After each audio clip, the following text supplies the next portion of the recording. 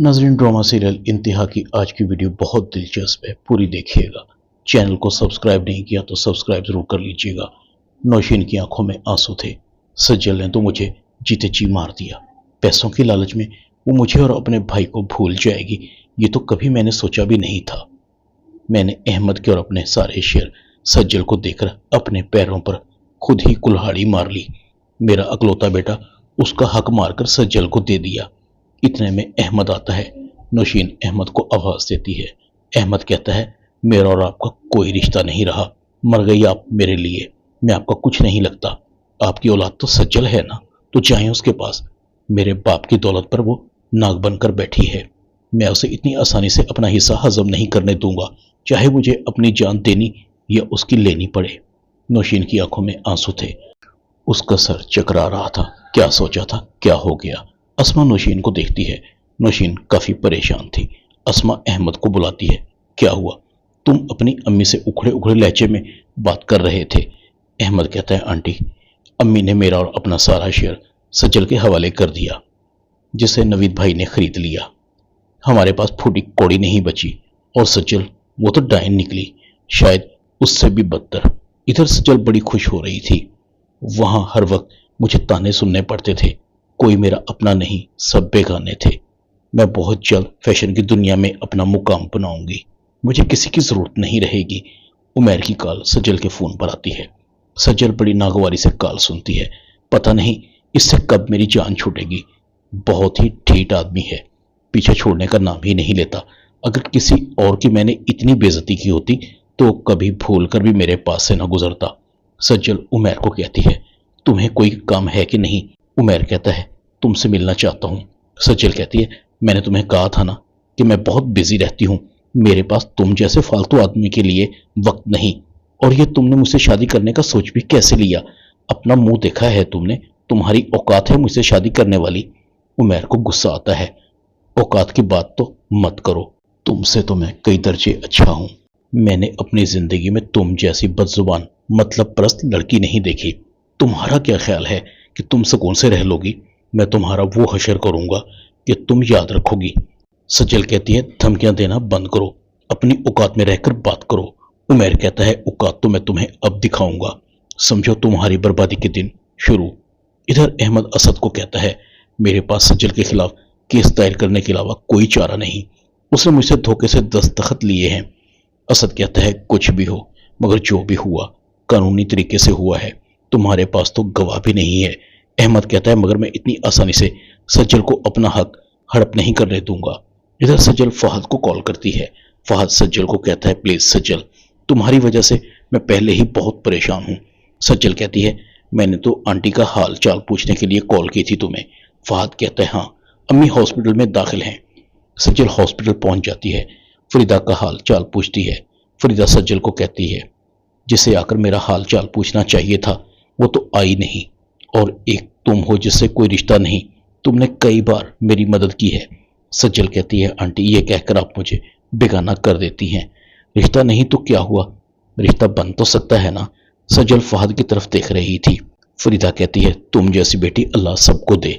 सज्जल दिल ही दिल में कह रही थी, एक बार फहद मेरे हाथ में आ जाए बुढ़िया, तुझे तो मैं नाखून चने चबवा दूंगी। मजबूरी है, फहद की वजह से तुम्हारी चापलूसी करनी पड़ रही है। सज्जल फहद को कहती है, मुझे तुम्हारी परेशानी का इल्म है, अगर तुम कहो और बुरा ना मानो तो आंटी के साथ मैं रह जाती हूँ। फहद सज्जल को कहता है, तुम रहोगी मामा के साथ? सज्जल कहती है, हाँ, तो क्या हुआ? फरीदा आंटी मेरी माँ नहीं तो क्या, मगर माँ जैसी तो हैं, इनकी खिदमत करके मुझे खुशी होगी। फरीदा भी दिल ही दिल में कह रही थी, काश फहद की शादी सज्जल तुमसे हो जाती तो कितना अच्छा था, सज्जल मेरा कितना ख्याल रखती है। सज्जल फहद को कहती है, फहद तुम्हें एक बात कहूं, अनम जब से तुम्हारे पास से गई है, एक बार भी उसने आंटी के बारे में नहीं पूछा, ना तुम्हारे बारे में सोचा कि तुम कितनी तकलीफ में हो। कब तक इस बेजोड़ रिश्ते को तूल दोगे? दे दो उसे तलाक, तुम्हें तो बहुत अच्छी लड़की मिल सकती है। अपने इर्द गिर्द नजर डालो, हो सकता है तुम्हारा ख्याल रखने वाली लड़की तुम्हारे आसपास हो। फहद कहता है, क्या मतलब है? सज्जल कहती है, मतलब साफ है, तुम मुझे अच्छे लगने लगे हो। जिस दिन तुम्हें पहली बार देखा था उसी दिन मैंने सोच लिया था کہ میں تم سے شادی کروں گی۔ جب تک تمہیں دیکھ نہ لوں، تم سے بات نہ کر لوں، سکون ہی نہیں ملتا۔ میرے پاس سب کچھ ہے، انم سے بھی زیادہ۔ وہ سرپھری لڑکی تمہارے قابل نہیں ہے، مجھ سے شادی کر لو پلیز۔ فہد کہتا ہے یہ تم کیا کہہ رہی ہو، تمہارا دماغ تو ٹھیک ہے؟ پھر تو انم کے خدشات تمہارے بارے میں بالکل ٹھیک ہیں۔ انم جیسی بھی ہے میری بیوی ہے، میں اسے دل و جان سے محبت کرتا ہوں۔ سجل کو ایک دم غصہ آتا ہے، اور میں جو اتنی قربانیاں دے رہی ہوں ان کا کیا؟ تمہاری بوڑھی ماں کا خیال رکھ رہی ہوں، اس احسان کا کیا؟ اگر مجھے تم سے محبت نہ ہوتی تو میں تمہاری فراڈن ماں کو منہ تک نہ لگاتی۔ فہد کہتا ہے تم ابھی اسی وقت نکل جاؤ میرے گھر سے۔ سجل کہتی ہے دیکھو تم زیادتی کر رہے ہو، میری انسلٹ کر رہے ہو۔ فریدہ آتی ہے، یہ شور کیسا ہے؟ سجل فریدہ کو دھکا دیتی ہے، ہٹ بڑھیا، بہت کر لی تیری خدمت۔ اتنے میں انم بھی آتی ہے، وہ ساری باتیں سن چکی تھی۔ سجل کے منہ پر ایک زوردار تھپڑ مارتی ہے۔ تم کیا سمجھتی ہو کہ میاں بیوی کا رشتہ اتنا کمزور ہے کہ کوئی بھی آئے اور اسے ختم کر کے چلا جائے؟ تم جیسی مکار لڑکیاں نکاح جیسے رشتے کو صرف کمزور کر سکتی ہیں، وہ بھی دھوکہ دے کر۔ سجل غصے سے کہتی ہے تو پھر سنبھالو ان پاگلوں کو۔ سجل کا پارا ہائی تھا، اسے کچھ سمجھ نہیں آ رہی تھی، وہ تنہا ہو چکی تھی۔ میں اکیلی رہ گئی ہوں۔ انم فہد سے اور اپنی ساس سے معافی مانگتی ہے۔ آنٹی مجھے اس حالت میں آپ کو چھوڑ کر نہیں جانا چاہیے تھا، مجھے معاف کر دیں پلیز۔ ادھر سجل زینب کو بتاتی ہے عروسہ کا کوئی قصور نہیں، تمہارے جوس میں نیند کی گولیاں امی نے ملائی تھی۔ عروسہ کو تو اس بات کا دور دور تک علم بھی نہیں۔ زینب کو بہت افسوس ہوتا ہے کہ وہ خواہ میں ہی عروسہ کو قصوروار ٹھہراتی رہی ہیں۔ زینب نوید کو بتاتی ہے کہ ہماری خوشیوں کی قاتل نوشین آنٹی ہیں، یہ بات مجھے سجل نے خود بتائی ہے۔ نوید نوشین کو گھر سے باہر نکالتا ہے، میں تمہیں اس گھر میں ایک منٹ بھی برداشت نہیں کروں گا۔ احمد نوشین کو کہتا ہے مجھے آپ جیسی صفاق عورت کو ماں کہتے ہوئے شرم آ رہی ہے، آپ ماں کہلانے کے قابل نہیں۔ نوشین زمین پر گر کر بے ہوش ہو جاتی ہے، اسے فالج کا اٹیک ہوتا ہے۔ نوشین اسما سے معافی مانگتی ہے، مجھے معاف کر دو، میں تم سب کی مجرم ہوں۔ سجل کے گھر کی بیل بجتی ہے۔ سجل عمیر کو دیکھ کر کہتی ہے تم یہاں کیوں آئے ہو؟ عمیر کہتا ہے تم سے کچھ حساب کتاب باقی ہے۔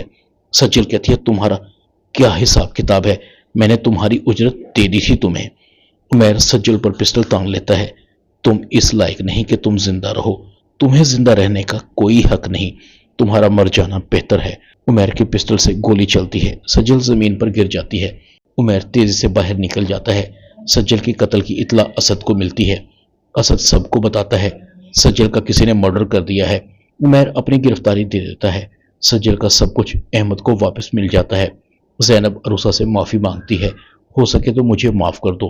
عروسہ کہتی ہے میرے دل میں کبھی آپ کے لیے کوئی برائی نہیں آئی، تو معافی کس بات کی؟ عروسہ کا بیبی ہوتا ہے، عروسہ اپنے بیبی کو زینب کی گود میں دے دیتی ہے۔ ڈرامہ انتہا میں اتنا ہی۔ چینل کو سبسکرائب کر دیں، ویڈیو کو لائک کر دیں اور بیل آئیکن کے بٹن کو دبا کر آل پر کلک کر دیں تاکہ آپ کو میری نئی آنے والی ویڈیو کو نوٹیفیکیشن فوراً مل سکے۔ اپنا خیال رکھیے گا، اللہ حافظ۔